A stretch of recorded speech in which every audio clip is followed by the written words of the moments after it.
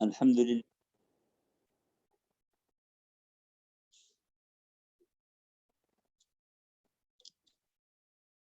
الحمدللہ الحمدللہ وکفا وسلام علی المرسلین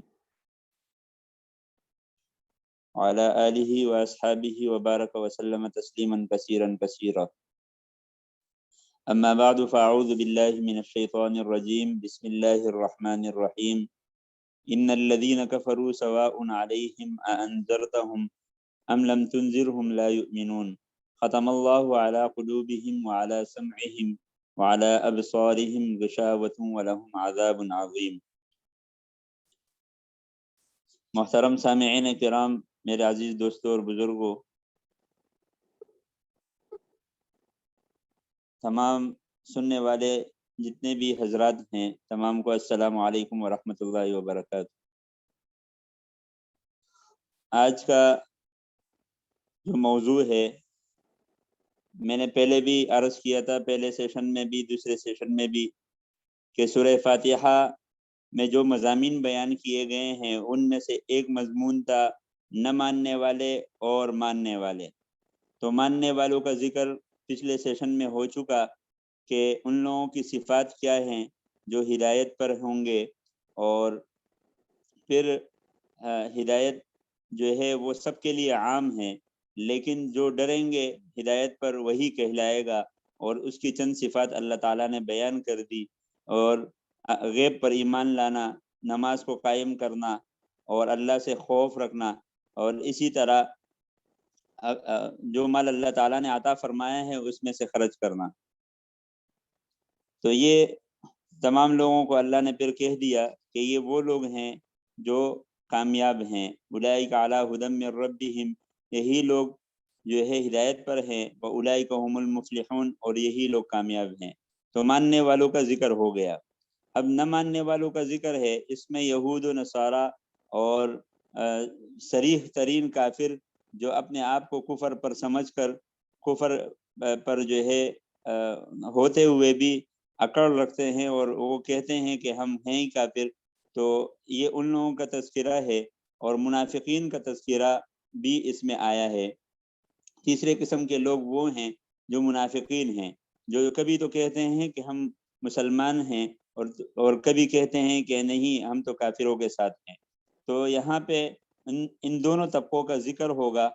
تو اس طبقے کو سمجھنے کے لیے ان تین آیتوں میں سے ہم صرف آج ان لوگوں کا تذکرہ کریں گے جو اللہ کے ساتھ صریح کفر کرتے ہیں، اور دوسرے نمبر پر تھوڑا سا ہم تبصرہ کریں گے منافقین کا۔ ان الذین کفروا، بے شک وہ لوگ جو کافر ہو چکے ہیں، برابر ہے، سواء علیہم، سواء برابر ہے، علیہم ان کو، انذرتہم کہ ان کو ڈرائے یا نہ ڈرائے، ام لم تنذرہم یعنی آپ صلی اللہ علیہ وسلم سے اللہ تعالیٰ فرما رہے ہیں کہ ان کو ڈرایا جائے یا نہ ڈرایا جائے ان کے لیے برابر ہے، کیونکہ وہ لوگ جو کافر ہو گئے ہیں تو وہ اپنے کفر پر پختہ ہیں۔ لا یؤمنون، وہ کبھی ایمان نہیں لائیں گے۔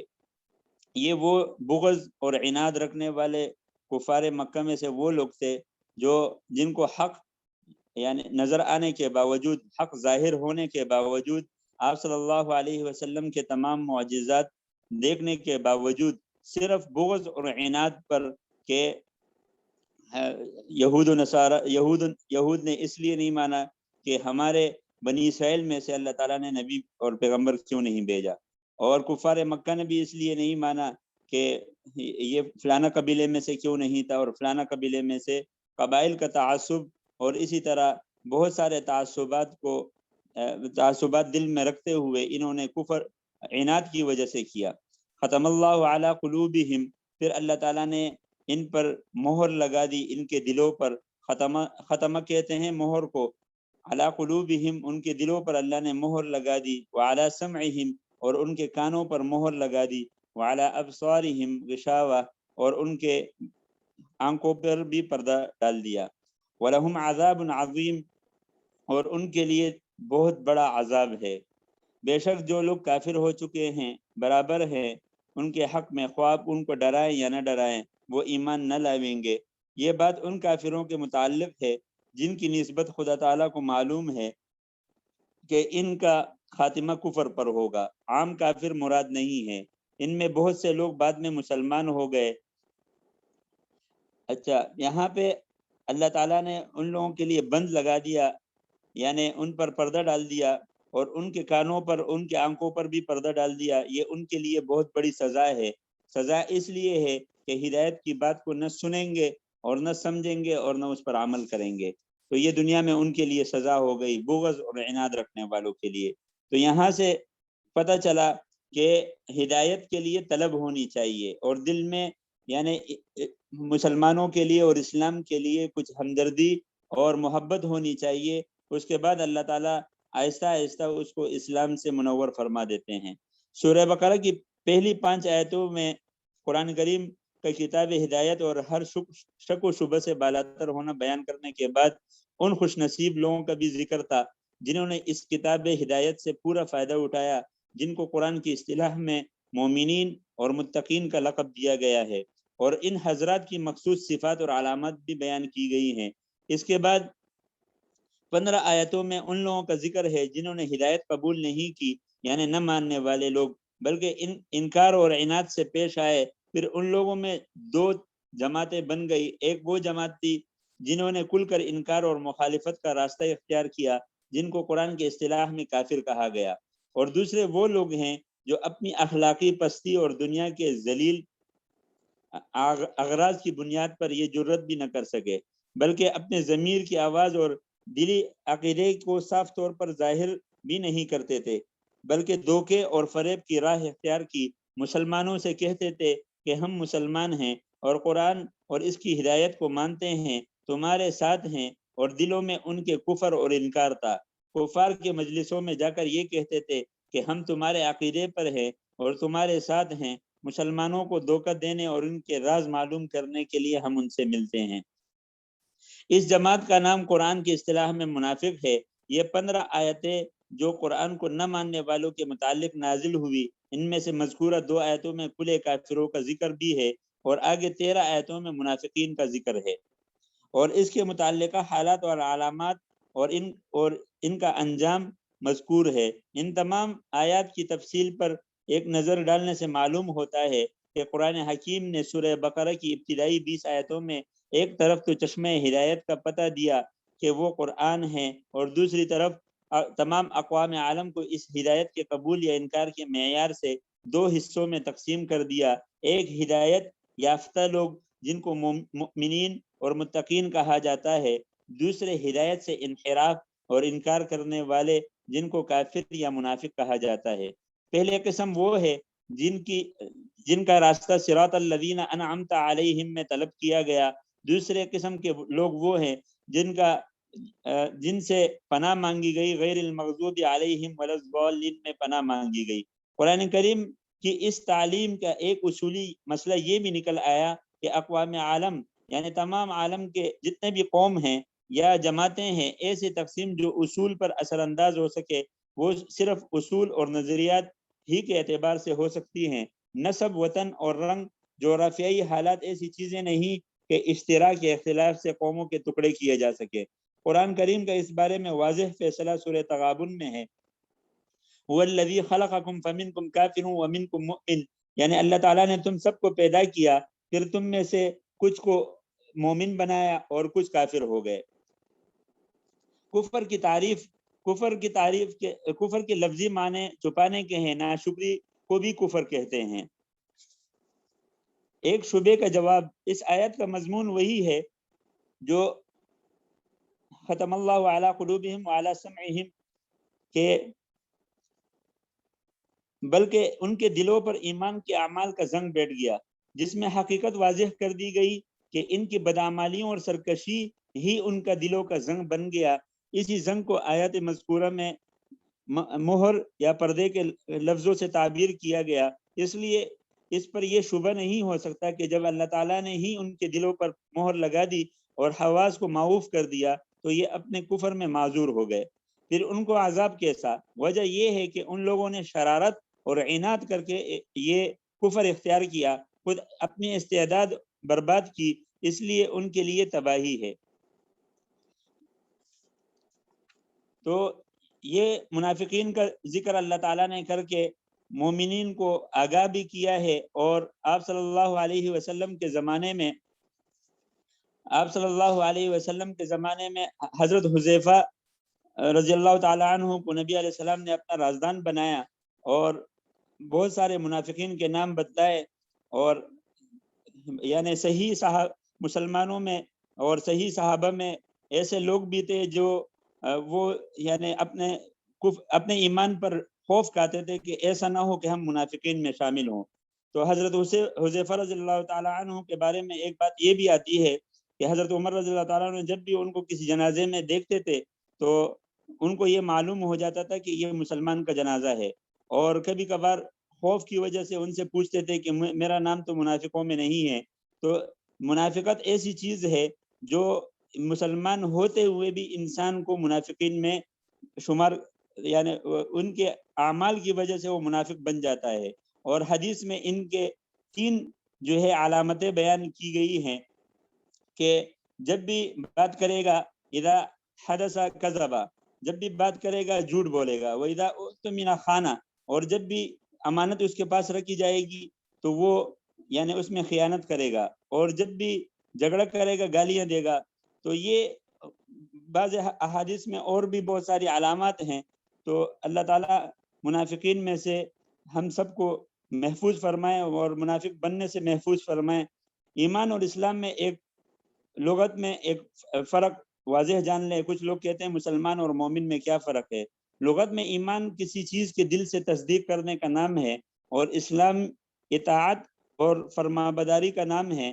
ایمان کا محل یعنی ایمان کی جگہ وہ دل ہے، اور اسلام کا بھی ایک دل ہے اور سب اعضاء اور جوارح، لیکن شرعاً ایمان بغیر اسلام کے اور اسلام بغیر ایمان کے معتبر نہیں۔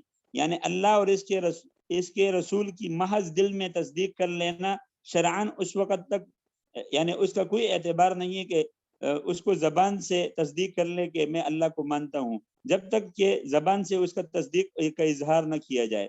یعنی دل میں بھی اظہار ہو، دل میں بھی تصدیق ہو، اور زبان سے بھی اقرار ہو۔ اسی طرح زبان سے تصدیق یا اظہار یا فرمانبرداری کا اقرار اس وقت تک معتبر نہیں ہے جب تک یعنی دل میں اللہ اور اس کے رسول کی تصدیق نہ ہو۔ خلاصہ یہ کہ لغت کے اعتبار سے ایمان اور اسلام کے الگ الگ مفہوم ہیں۔ قرآن و حدیث میں اس لغوی مفہوم کے بنا پر ایمان اور اسلام کا فرق بھی ظاہر کیا گیا ہے، مگر شرعاً ایمان بدون اسلام کے اور اسلام بدون ایمان کے معتبر نہیں ہے۔ جب اسلام یعنی ظاہری اقرار اور فرمانبرداری کے ساتھ دل میں ایمان نہ ہو تو اس کو قرآن کی اصطلاح میں نفاق کا نام دیا گیا ہے، اور اسی کو منافق کہتے ہیں۔ یعنی ان المنافقین فی الدرک الاسفل من النار ولن تجد لهم نصیرا، یہ سورہ نساء کی آیت ہے۔ یعنی منافقین جہنم کے سب سے نچلے طبقے میں رہیں گے۔ اسی طرح ایمان یعنی تصدیق قلبی کے ساتھ اگر اقرار اور اطاعت نہ ہو تو اس کو بھی قرآنی نصوص میں کفر ہی قرار دیا گیا ہے۔ ارشاد ہے یعرفونہ کما یعرفون ابناءہم، یعنی کفار رسول اللہ صلی اللہ علیہ وسلم اور آپ کی حقانیت کو ایسے یقینی طور پر جانتے ہیں جیسے اپنے بیٹوں کو جانتے ہیں۔ اور دوسری جگہ ارشاد ہے وجحدوا بها واستيقنتها انفسهم ظلما وعلوا، یعنی یہ لوگ ہماری آیات کا انکار کرتے ہیں حالانکہ ان کے دلوں میں ان کا یقین کامل ہے، اور ان کی یہ حرکت محض ظلم اور تکبر کی وجہ سے ہے۔ اللہ تعالی ہمیں سمجھنے کی اور عمل کرنے کی توفیق عطا فرمائے۔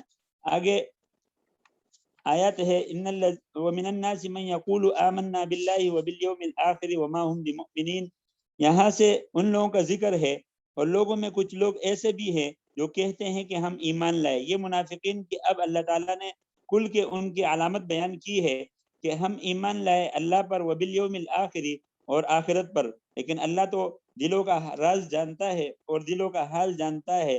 اللہ تعالیٰ فرماتے ہیں وما هم بمؤمنین، اور ہرگز وہ مومنین میں سے نہیں ہیں، بلکہ اللہ تعالیٰ ان کے اس دھوکے کو واضح فرما کر آگے ارشاد فرماتے ہیں یخادعون اللہ والذین آمنوا، یہ تو دغا بازی اور دھوکہ دیتے ہیں ایمان والوں کو، الذین آمنوا ان لوگوں کو جنہوں نے ایمان لایا، وما یخدعون اور یہ دھوکہ نہیں دیتے۔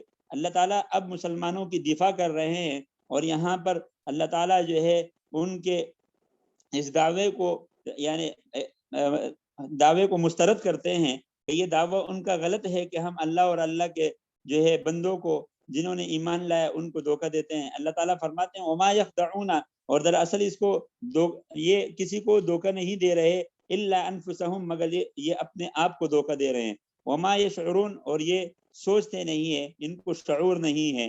فی قلوبہم مرض، اور ان کے دلوں میں بیماری ہے۔ فزادہم اللہ مرضا، پھر بڑھا دی اللہ تعالیٰ نے ان کی بیماری۔ وَلَهُمْ عَذَابٌ علیم، اور ان کے لیے دردناک عذاب ہے۔ بما كانوا يكذبون، اس بات کے سبب جس کی وجہ سے یہ جھٹلاتے ہیں، یعنی اللہ اور اللہ کے رسول اور اللہ کے بندوں کو جھٹلاتے ہیں اور کہتے تھے وَإِذَا قِيلَ لَهُمْ، اور جب ان سے کہا جاتا ہے کہ لا تفسدوا فی الارض، زمین میں فساد نہ ڈالو، تو یہ کہتے ہیں قالوا انما نحن مصلحون، ہم تو اصلاح کرنے والے لوگ ہیں۔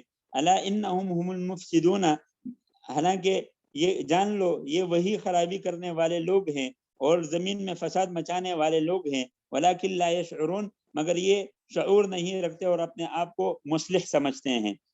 وَإِذَا قِيلَ لَهُمْ آمِنُوا كَمَا آمَنَ النَّاسُ، اور یہ منافقین کی آگے یعنی اور بھی علامات بیان ہو رہی ہیں، اور جب کہا جاتا ہے ان کو ایمان لاؤ جیسے کہ ایمان لائے لوگوں نے یعنی ایمان لانے والوں نے، تو یہ کہتے ہیں قالوا انؤمن، کہ کیا ہم ایسے ایمان لائے کما آمن السفہاء، جیسے یہ بیوقوف ایمان لائے، یعنی یہ مسلمانوں کو بیوقوف سمجھتے تھے اور سادہ اور سیدھا سمجھتے تھے۔ اور آج بھی اس طرح کے منافقین لوگوں کو جو ہے مسلمانوں کو کہتے ہیں یہ دقیانوسی اور پرانا دین پیش کر رہے ہیں۔ جدت پسند لوگ اور دین میں جدت کو پسند کرنے والے لوگ اور دین میں نئی چیزوں کو لانے والے لوگ پرانے دین کو اور اصل دین کو بیان کرنے والوں کو کہتے ہیں، حق دین کو بیان کرنے والوں کو کہتے ہیں کہ یہ دقیانوسی ہے اور ان کو کچھ پتہ نہیں ہے۔ حالات کے ساتھ احکام بھی بدل جاتے ہیں، تو اللہ کے احکام کبھی نہیں بدلتے اور صرف فقہی احکام بدلتے ہیں جن کا عقائد سے کوئی تعلق نہیں ہوتا۔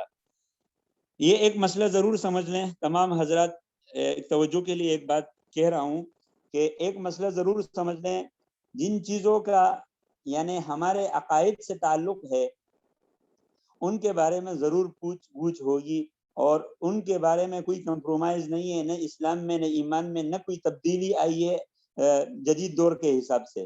لیکن جن چیزوں کا تعلق ہمارے فقہی مسائل سے ہیں، ہمارے معاملات سے ہیں، یا ہمارے پاکی ناپاکی کپڑوں سے ہیں، تو ان میں ہر دور کے حساب سے چینجنگ آتی ہے، اور فقہا دین کے سمجھنے والے لوگ اس کو دین کے حساب سے اور اس علاقے کے حساب سے اور اس دور کے حساب سے ان چیزوں کو سمجھتے ہیں، اور وہ خود مسائل کو پھر آگے استنباط کرتے ہیں۔ تو لہٰذا جن چیزوں کا تعلق عقائد اور ایمان سے ہو اس میں کوئی کمپرومائز، کوئی سمجھوتا نہیں ہے۔ اور دوسری چیز ایک اور بھی سمجھ لیں کہ تاریخ اسلام بھی اسی طرح ہے کہ تاریخ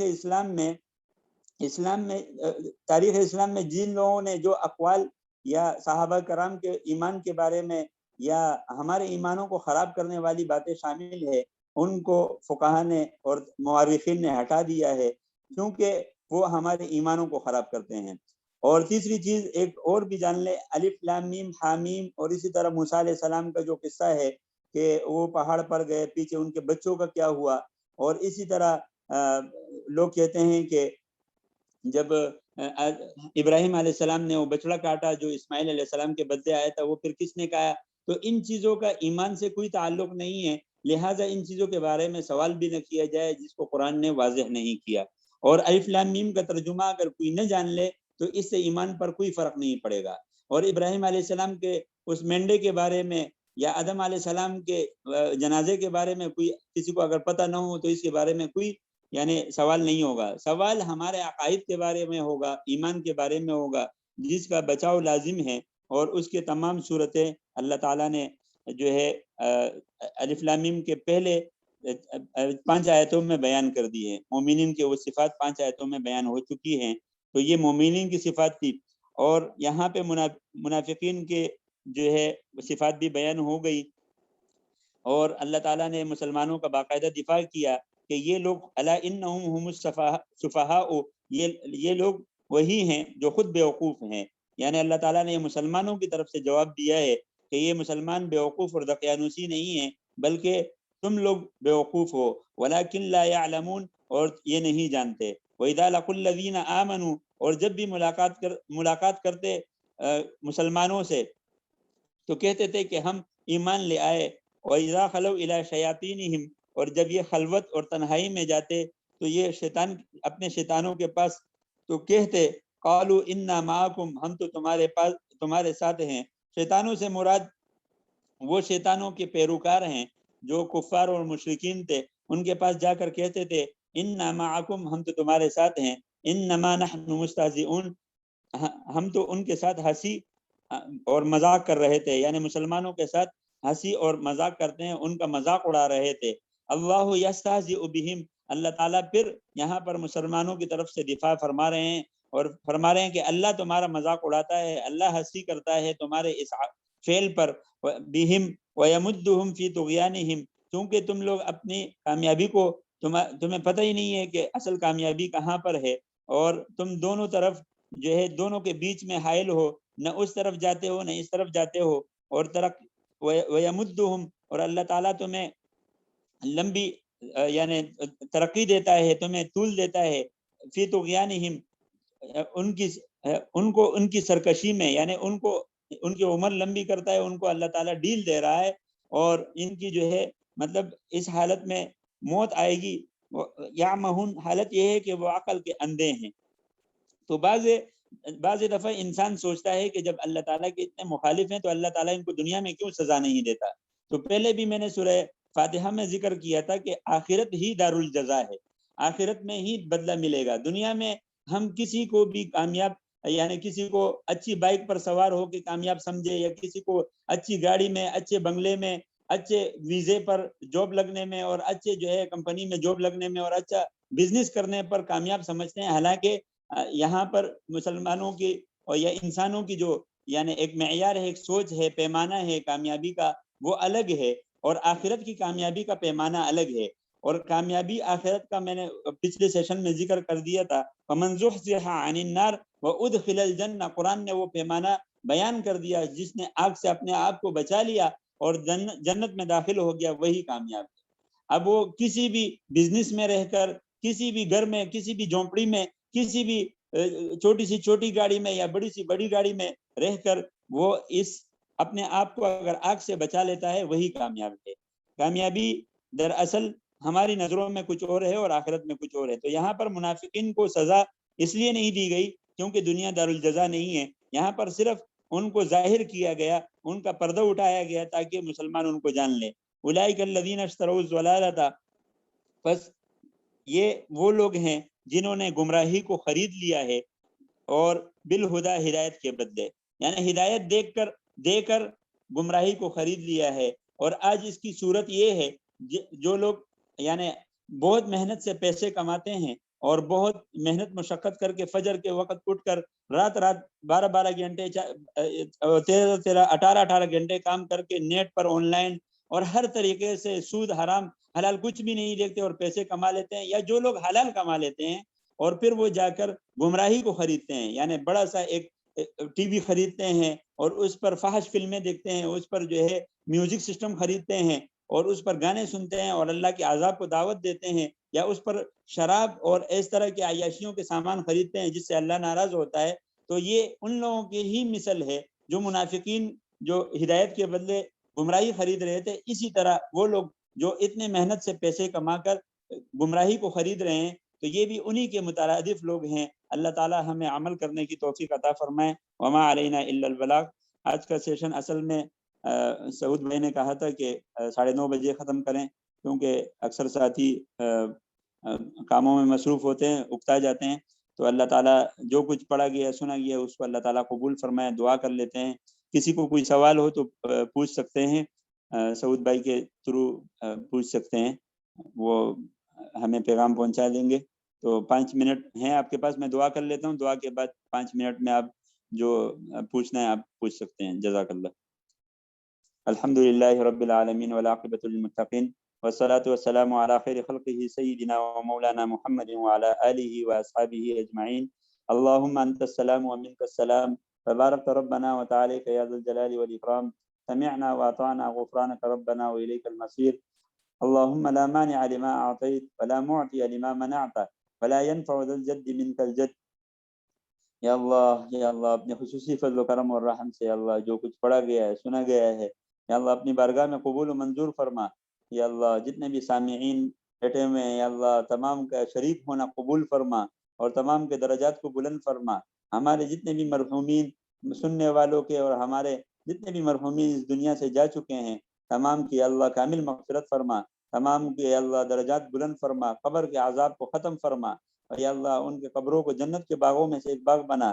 ہمارے والدین کی بھی مغفرت فرما اور جتنے بھی ہمارے نیک لوگ دنیا سے جا چکے ہیں آپ صلی اللہ علیہ وسلم سے لے کر آج تک جتنے بھی اس دنیا سے نیک لوگ جا چکے ہیں اور مسلمان جا چکے ہیں، کلمہ گو مسلمان جا چکے ہیں، تمام کی اللہ مغفرت فرما، تمام کے درجات کو بلند فرما اور یا اللہ ہمیں بھی یا اللہ مغفرت کے اسباب کی یا اللہ تیاری کرنے کی پوری توفیق عطا فرما اور یا اللہ مغفرت کے لیے جتنے بھی دنیا میں اسباب ہیں ان کو اختیار کرنے کی توفیق عطا فرما.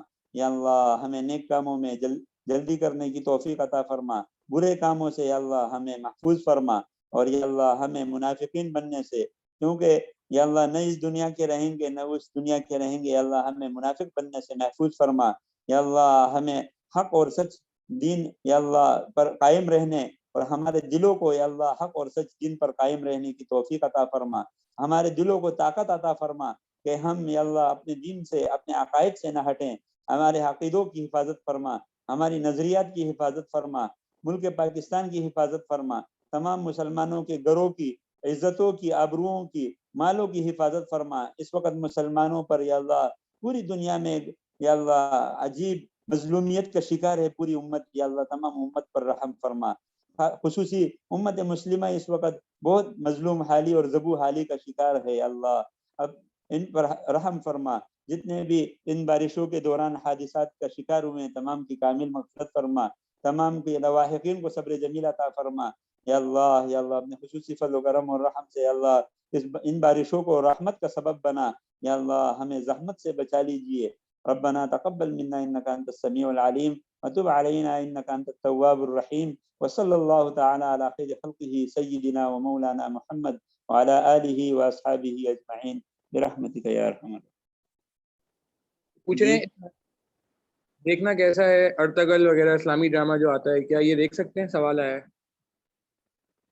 دیکھیے اصل جو اسلامی تواریخ ہیں اور اسلامی تاریخ اگر جاننی ہے تو اس کے لیے اس وقت مفتی اسماعیل ریحان جو جامعۃ الرشید کے بہت بڑے استاد رہ چکے ہیں اور بہت بڑے تاریخ سے ان کا بہت بڑا تعلق ہے، اگر واقعی میں ہی اصل تاریخ کو ہی دیکھنا ہے اور ڈھونڈنا ہے تو پھر انہوں نے تمام تعصبات اور تمام ان باطل چیزوں کو ختم کر دیا جو مسلمانوں کو آپس میں لڑاتے ہیں اور فرقوں میں بانٹتے ہیں. ایسے تواریخ جنہوں نے صحابہ کے خلاف لوگوں کو اکسایا، یا ایسے تواریخ جہاں پر اہل بیت کے ساتھ جو ہے نا صحابہ کی آپس میں دشمنی بیان کی گئی، ایسے تمام چیزوں کو ختم کر کے ایک مثبت اور مسلمانوں کو اتحاد کرنے والی اصل تاریخ جو روایات اور احادیث سے اور تابعین کے اقوال سے اور اصل تاریخ کو قرآن کے حوالے سے جتنے بھی تاریخ اسلامی تاریخ ہے وہ سب کو انہوں نے جمع کر کے تاریخ امت مسلم کے نام سے انہوں نے شائع کی ہے اور 4 جلدوں پر مشتمل ہے. اگر کوئی شخص خود خرید کر پڑھنا چاہتا ہے تو وہ بھی پڑھ سکتا ہے، اور اگر کوئی یہ چاہتا ہے کہ ہفتے میں ایک سیشن ایسا ہو کہ اس میں تاریخ امت مسلمہ بیان کی جائے تو یقیناً اس سے بہت بڑا فائدہ ہوگا اور اصل تاریخ سے یعنی انسان روشناس ہوگا. باقی ڈراموں کی جو صورت ہے یہ اس کو تھوڑا سا میں آپ سے 2 منٹ کا ٹائم لوں گا اس کا جو ہے سمجھانے کے لیے. ڈرامہ اصل میں اسلام میں ویڈیو یا تصویر کو تب بھی حرام سمجھا جاتا تھا 1400-1450 سال پہلے نبی علیہ الصلوۃ والسلام نے جو فرمایا تھا، اور اگر اس میں کوئی تعویل ہوتی تو بعد کے صحابہ کے دور میں یا تابعین کے دور میں وہ بیان کر دیتے، لیکن ایسی کوئی تعویلات ہے ہی نہیں. جن کو نبی علیہ السلام نے منع فرما دیا وہ منع ہے، چاہے وہ آپ کسی بھی صورت میں ہو. بہرحال علماء لائیو کی کچھ اجازت دیتے ہیں کہ لائیو ویڈیو ہو جائے اور اس کے بعد ختم، اس کی کوئی ریکارڈنگ نہ ہو، تو تب ان کی کوئی جو ہے نا ایک، اور باقی علماء کا اس میں اختلاف ہے۔ ڈرامہ جو ہے یہ تقریباً جب سے یہ کیمرہ ایجاد ہوا ہے اس وقت یہودیوں کی ایک سازش تھی، اس سازش کے دوران ایسا ہوا کہ یہود نے عرب کو بڑا جو ہے مال اور پیسوں سے نوازا، تو اس کے بعد عرب نے ان کی باتیں ماننا شروع کر دی، اور آج تقریباً عرب پر یہود چھایا ہوا ہے، عرب ملکوں پر۔ تو وہاں پر ایسا ہے کہ وہ لوگ جو کہتے ہیں منوا لیتے ہیں۔ تو اس وقت ایسا ہوا کہ ان لوگوں نے ڈرامے کی ان کو جو ہے پیشکش کی کہ ڈرامہ بنائے، اور نبی علیہ السلام کے دور پر یا مدینے کے دور پر یا مکہ کے دور، فتح مکہ کے بعد کا جو دور ہے اس پر ڈرامہ بنائیں اور صحابہ کا کردار ادا کریں اور خلفائے راشدین کا کردار ادا کریں، تاکہ مسلمانوں کو اصل اسلام سے آپ لوگ آگاہ کریں۔ تو آج تک میں آپ تمام مسلمانوں سے ایک سوال کرتا ہوں، جتنے بھی ہمارے سننے والے لوگ ہیں جہاں جہاں تک پہنچا سکتے ہیں پوچھ لیجئے گا، کس یعنی یہودی نے آج تک اپنے مذہب کی فلمیں بنا کر لوگوں کو اس کی تاریخ بتائی ہے؟ کسی نے اپنی نبی کی توہین نہیں کی، سوائے عیسائیوں کی، وہ جہالت کی وجہ سے کرتے ہیں کیونکہ ان کو پتہ ہی نہیں ہے۔ اور یہودی جن کو اصل جو ہے وہ اپنے مذہب میں پکے ہیں، وہ کبھی بھی اپنی نبی کی بھی توہین انہوں نے نہیں کی اور نہ اپنی کتاب کی توہین کی ہے۔ تو انہوں نے صرف مسلمانوں کو اس توہین میں مبتلا کرنے کے لیے کیا کیا کہ عرب کو پہلے ورغلایا، تو علماء دیوبند نے اور برصغیر کے علماء نے سب نے مل کر ایک مشترکہ لائحہ عمل طے کیا کہ عرب کو ان چیزوں سے باز رکھا جائے، سعودیوں کو ان چیزوں سے باز رکھا جائے، تاکہ ایسا نہ ہو کہ آنے والی جنریشن پھر یہ سمجھے کہ اصل دین یہی ہے اور اصل خلفائے راشدین یہی ہے جو ویڈیو میں دکھائے جاتے ہیں، اور وہ کتابی دین کو بھول جائیں اور قرآن کو پڑھنا بھول جائیں اور احادیث کو پڑھنا بھول جائیں، اور وہ ویڈیو دیکھ دیکھ کے اسلام کو سیکھنا شروع کر دیں، اور پھر نبی کو بھی وہی نبی سمجھے جو ویڈیو میں دکھایا گیا ہے، اور جو صحابہ کو دکھایا گیا ہے اسی کو صحابی سمجھے۔ تو ایسی کوئی تصویر کشی کرنا، ایسی کوئی منظر کشی کرنا یہ ناجائز ہے، اور علماء نے اس کو ناپسند قرار دیا ہے۔ جب علماء کا ایک نیک طبقہ جو اللہ کے قریب ہے، نیک لوگوں کا نیک طبقہ جو اللہ کے قریب لوگ ہیں، تو ان لوگوں نے جب اس کو ناپسند کر دیا ہے تو لہٰذا ہمیں بھی چاہیے کہ ہم اس سے اجتناب کریں۔ جزاک اللہ۔ چلیں جزاک اللہ، بہت بہت شکریہ مفتی صاحب، یہ آپ نے بڑی اچھی وضاحت فرمائی، اور اللہ تعالیٰ ہم سب کو جو ہے وہ گناہوں سے بچنے کی توفیق عطا فرمائے، اور جو بھی ہم پڑھ رہے ہیں اس پہ پورا جو بھی سن رہے ہیں اس پہ پورا عمل کرنے کی توفیق عطا فرمائے۔ جزاک اللہ خیرہ۔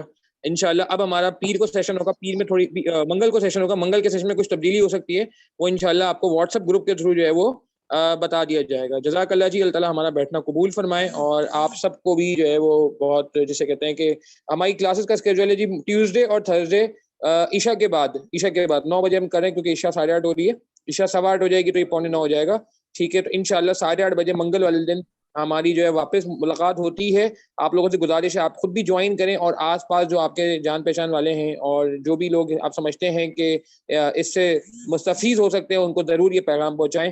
اللہ تعالیٰ جو ہے وہ ہمارے لیے آسان فرمائے ان سلسلوں کو جاری رکھنا، آمین۔ جزاک اللہ مفتی صاحب، انشاءاللہ آپ سے جو ہے وہ کیا کہتے ہیں ملاقات ہوتی ہے انشاءاللہ منگل کو، آپ سب سے بھی، ٹھیک ہے جی؟ دعا میں یاد رکھیے گا پلیز، ہمیں بھی، مفتی صاحب کو بھی۔ السلام علیکم ورحمۃ اللہ وبرکاتہ۔ وعلیکم السلام ورحمۃ اللہ۔